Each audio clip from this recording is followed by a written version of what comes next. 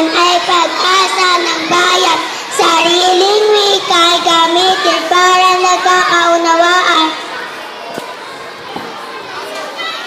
Ang wikang sarili ay ating itaguyod kahit saan, sa bundok man, nayon o lungsod. Narito kaming mga kabataan na handang ipaglaban ang ating kalayaan. Gamit-gamit ang mismong tawa. Pinoy ang bansag sa mga Pilipino, sapagkat Ginoo kilala sa buong mundo.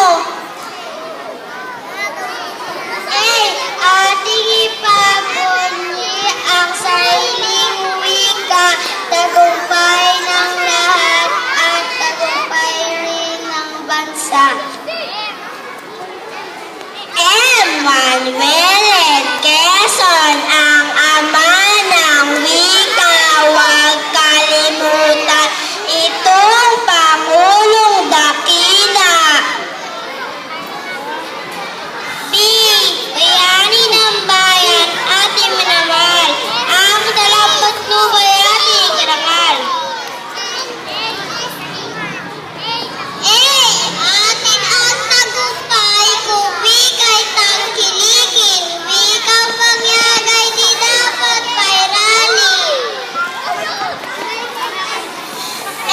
Ninuno ng bayan ang nagpalaganap ng wika pambansa, sa bayan pinapangarap.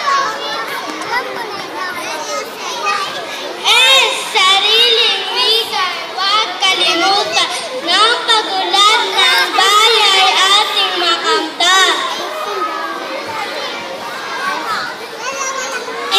Ating pagyamanin ang